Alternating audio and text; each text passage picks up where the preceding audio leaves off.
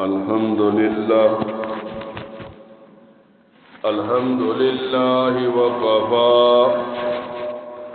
وسلام على عباده الذين اصطفى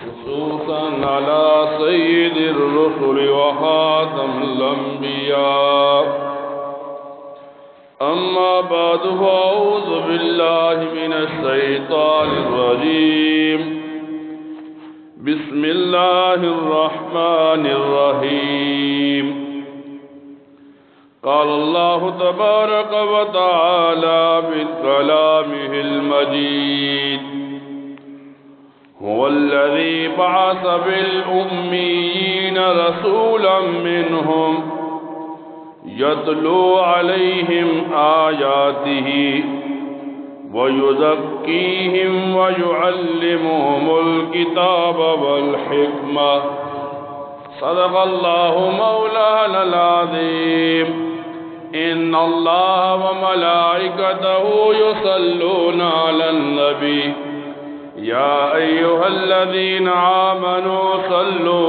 عليه وسلموا تسليما اللهم صل على محمد وعلى آل محمد كما صليت على إبراهيم وعلى آل إبراهيم إنك حميد مجيد اللهم بارك على محمد وعلى آل محمد كما باركت على إبراهيم وعلى آل إبراهيم إنك حميد مجيد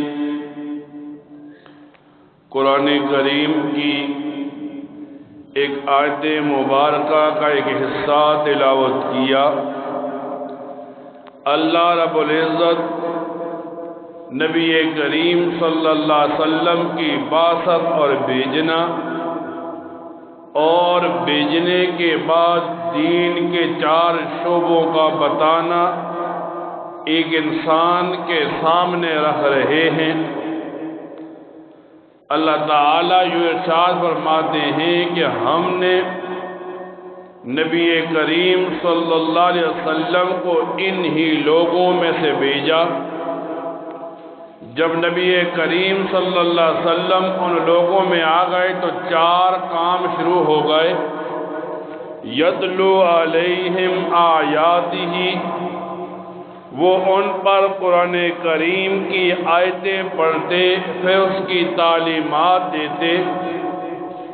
وَيُزَكِّيهِمْ، پھر نبی کریم صلی اللہ علیہ وسلم انہیں گناہوں سے پاک کرتے۔ وَيُعَلِّمُهُمُ الْكِتَابَ، انہیں کتاب و حکمت کی تعلیم دیتے۔ وَالْحِكْمَةَ، اور کلمے کی سر بلندی کے لیے انہیں بھیجتے۔ یعنی جب نبی کریم صلی اللہ علیہ وسلم دنیا میں آئے تو 4 کام امت کے حوالے کر دیے کہ امت ان 4 کاموں میں سے کسی نہ کسی کام میں لگ گئی تو یہ امت کامیابی کے راستے پر چلنے والی ہے۔ جب سے یہ دنیا بنی یہی ہوتا ہے، کوئی فتنہ کھڑا ہوتا ہے تو مقابلے میں کسی کو بھیجا جاتا ہے۔ پھر یہاں تک کہ نبی کریم صلی اللہ علیہ وسلم کو بھیجا گیا، فتنے کھڑے ہوتے رہے، آپ مقابلہ کرتے رہے۔ نبی علیہ السلام کے دنیا سے پردہ فرمانے کے بعد اس امت میں بڑے بڑے فتنے آئے جن کا مقابلہ کیا گیا۔ تو اب یوں ہوا کہ امت کو بتایا گیا جب فتنہ کھڑا ہوتا ہے تو فتنے کا مقابلہ کس طرح کیا جاتا ہے۔ تاریخ کی کتابوں میں ایک بادشاہ کا تذکرہ ملتا ہے جسے اکبر بادشاہ کہتے ہیں۔ اکبر بادشاہ کے ارد گرد میں کوئی ایسے دین فروش لوگ مل گئے جنہوں نے یہ فتویٰ دیا کہ بادشاہ کو سجدہ تعظیمی کرنا بھی جائز ہے، جنہوں نے یہ فتویٰ دیا کہ سور کھانا، شراب پینا حلال ہے، کچھ وقت کے بعد اکبر فوت ہو گیا تو اس کا بیٹا اس کی جگہ پر بیٹھ گیا۔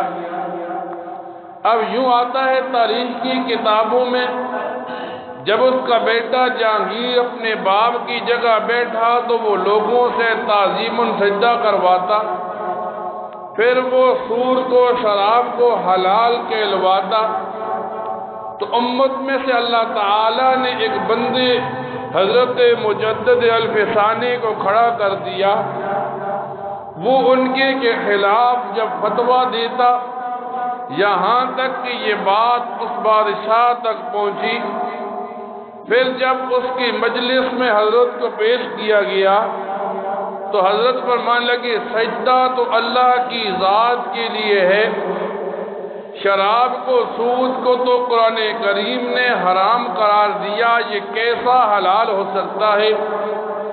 تو کتابوں میں یوں واقعہ آتا ہے دربار کے جتنے لوگ تھے وہ سارے حضرت مجدد الفسانی کے ساتھ تھے، تو بادشاہ کو اپنا فیصلہ پلٹنا پڑا۔ پھر لکھنے والے یوں لکھتے ہیں، ایک وقت آیا جب ہندوستان کے اندر کفار کی حکومت آ گئی، مدارس کو بند کر دیا گیا، دینی نظام کو ختم کرنے کی کوشش کی گئی۔ پھر یہاں تک نہیں، ایک فتنہ کھڑا کیا گیا جسے فتنہ قادیانیت کہتے ہیں۔ جب یہ سارا کام ہوا تو قرآن کریم کی ایک آیت کو سامنے رہا گیا، انفروا خفافا وثقالا، کہ تم نکلو اللہ کی راہ میں، چاہے تم ہلکے ہو یا بوجھل ہو۔ تو لوگوں نے اپنے طریقے سے دین کا کام کرنا شروع کیا۔ ایک عالم بیٹھ جاتا، 2-3 طلباء کو لے لیتا، دین پڑھانا شروع کر دیتا۔ پھر تبلیغی جماعت کھڑی ہو گئی لوگوں کو دین کی طرف بلانے کے لیے۔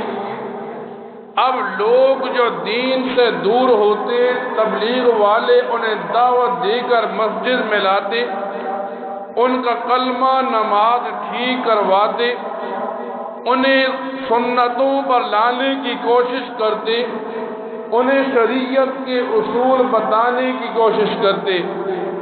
تو جب بھی کوئی فتنہ کھڑا ہوا اس دنیا میں، اللہ تعالی مقابلے میں کسی چھوٹی چیز کو کھڑا کر کے بڑا کام لینا شروع کر دیتے ہیں۔ پھر یوں ہوا، جب یہ زمانہ شروع ہوا، آج کے اس زمانے میں ایک آدمی موبائل دیکھتا ہے، موبائل پر انٹرنیٹ دیکھتا ہے۔ اب یہ ایسا فتنہ شروع ہوا، حدیث مبارکہ میں آتا ہے، نبی کریم صلی اللہ علیہ وسلم فرماتے ہیں قرب قیامت میں ایسے فتنے کھڑے ہوں گے کہ وہ کچے مکانوں میں بھی پہنچیں گے، پکے مکانوں میں بھی پہنچیں گے، ہر بندے تک وہ پہنچ کر رہیں گے، ان سے کوئی بندہ نہیں بچ سکتا۔ ہاں وہی بندہ فتنوں سے بچ سکے گا جو سورہ کاف کی تلاوت کرتا تھا۔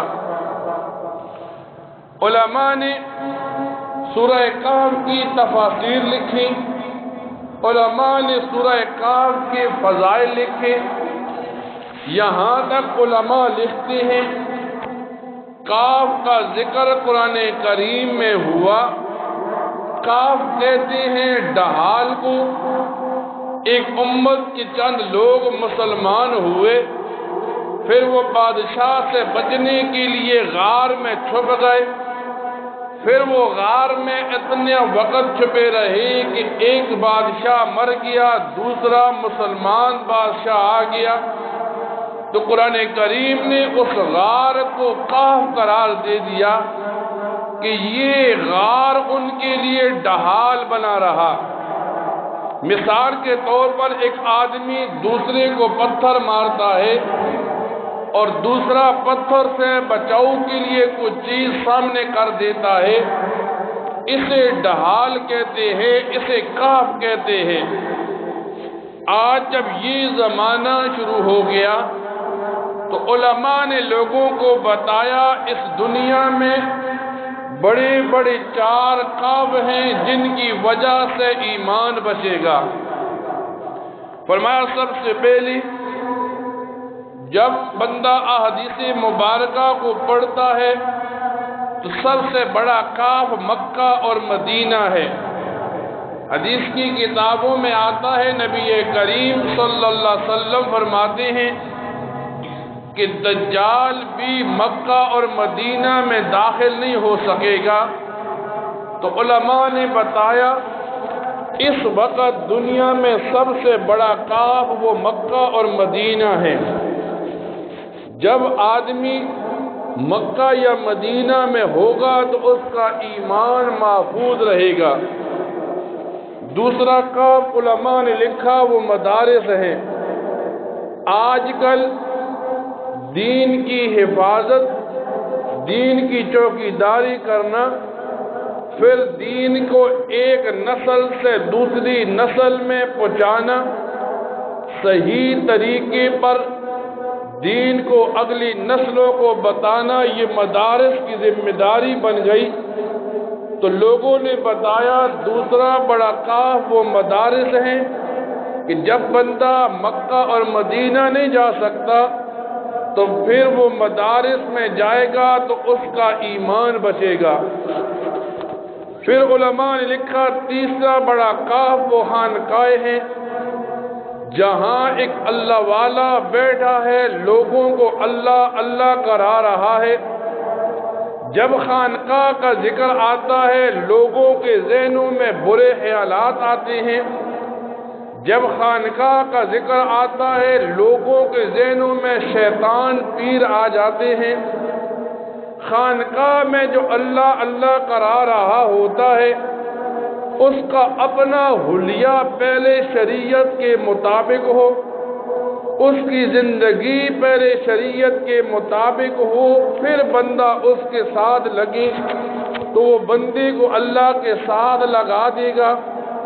ایسی خانقاہ والا بندے کی ایمان کو بچا لے گا۔ تو بتایا کہ تیسرا بڑا کاف وہ خانقاہیں ہیں، اور اس دور کے اندر چوتھا بڑا کاف وہ تبلیغی جماعت ہے۔ ایک آدمی جب تبلیغ کے ساتھ لگتا ہے، تبلیغ والوں کے ساتھ آتا اور جاتا ہے، صرف تبلیغ والوں کے پاس بیٹھتا ہے تو تبلیغ والوں کے پاس بیٹھنے کی وجہ سے بھی اس بندے کے اندر سنتیں زندہ ہونا شروع ہو جاتی ہیں، بدعات سے یہ بندہ دور ہونا شروع ہو جاتا ہے۔ حضرت مجدد الفسانی لکھتے ہیں اس امت کو 2 کام دیے گئے۔ ایک کام یہ دیا گیا کہ جو لوگ میدان جہاد میں لڑ رہے ہیں ان کے ساتھ لوگوں کو بھیج کر مدد کی جائے۔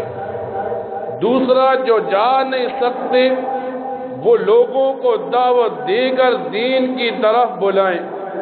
تو امت کے سامنے جب 2 کام آئے، آج اس دور میں امت کو یہی تعلیم دی گئی کہ وہ سنتوں پر عمل کرے، وہ دین کو بنانے والے بنے۔ دین تب ہی بنتا ہے جب بندہ دین والوں کے ساتھ ہوتا ہے۔ علماء نے کتابوں میں لکھا ہے کہ ایک آدمی اپنی جان اور اپنے مال کو کہاں پر لگائے کہ جب وہ دنیا سے جا رہا ہو تو اسے پشیمانی نہ ہو۔ تو بتایا گیا انسان کے لیے 4 راستے بتائے۔ پہلا راستہ انسان کو یہ بتایا کہ انسان صرف جانداروں والی زندگی گزارے۔ جاندار کھاتا ہے انسان بھی کھانے لگے، جاندار پیتا ہے انسان بھی پانی پینے لگے، جاندار اپنے رہنے کا ٹھکانہ بناتا ہے انسان بھی اپنے رہنے کا ٹھکانہ بنا لے تو یہ عام جانداروں والی زندگی ہے، جیسے اور جاندار زندگی گزارتے ہیں انسان بھی گزارنے لگتا ہے۔ فرمایا دوسری نسبت انسان کی فرشتوں والی ہے کہ اپنے جان کو بھی، اپنے مال کو بھی، اپنے وقت کو بھی اللہ کی رضا کے اندر لگا دے، اللہ کو خوش کرنے میں لگا دے، دین پر چلنے میں لگا دے۔ آج اس دور کے اندر جب اس دوسرے راستے کو دیکھا جاتا ہے تو یہ فرشتوں کے ساتھ نسبت دین والوں کی یا تبلیغ والوں کی نظر آتی ہے۔ پھر فرمایا تیسری انسان کی نسبت اللہ کا خلیفہ ہونا ہے کہ انسان جب دنیا میں آیا کسی بھوکے کو کھانا کھلا دے تو اللہ تعالیٰ کی جو نسبت ہے، جو صفت ہے رزاق، وہ اس میں پائی گئی۔ وہ پیاسے کو پانی پلا دے اپنی جان اپنے مال سے، وہ کسی غریب کی مدد کر دے، وہ کسی کا عیب ہے اس پر پردہ ڈال دے، تو یہ اللہ تعالیٰ کی صفات کو لے کر تیسری نسبت خلیفہ بننے والی ہو گئی۔ اور چوتھی نسبت انبیاء کا نائب ہونا ہے۔ پہلی یوں ہوتا تھا، پہلی امتوں میں یہ کام صرف نبیوں کے پاس تھا۔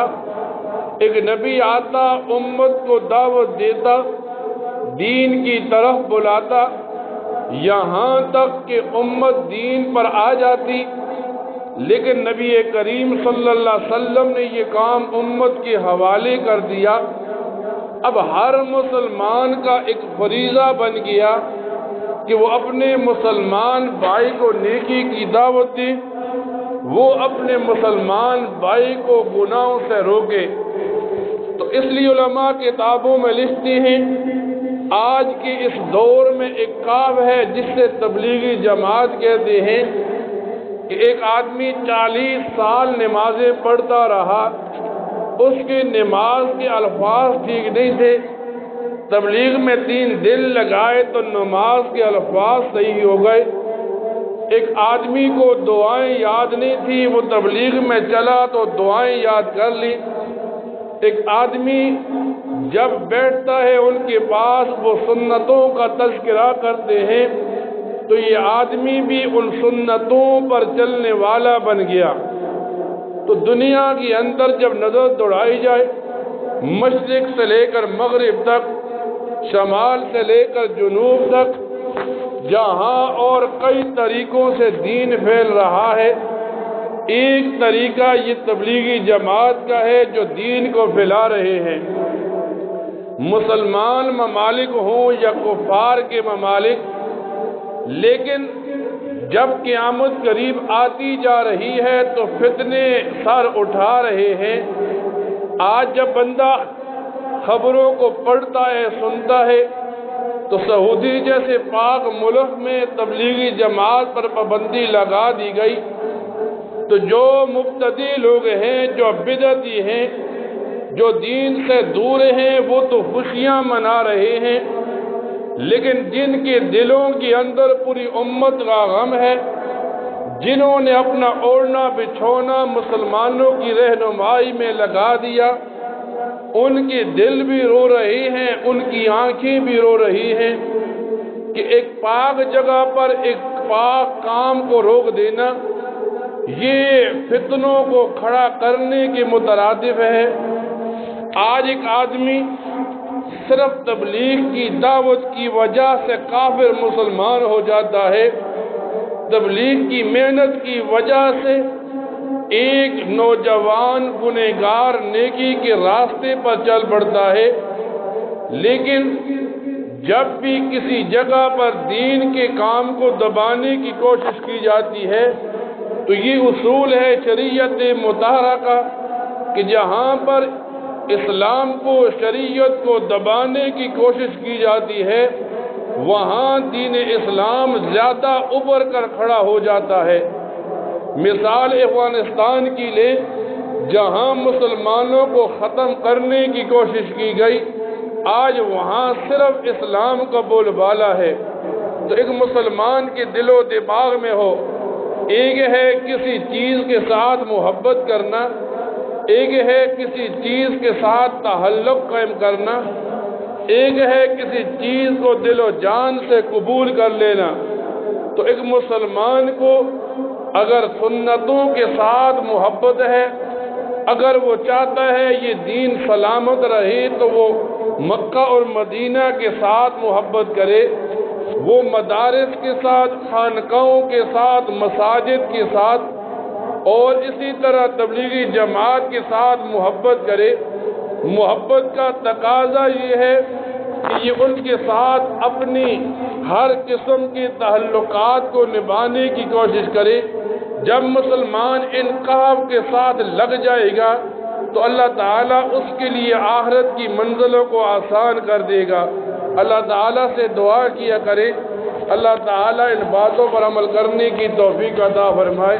وآخر دعوانا الحمد للہ رب العالمین۔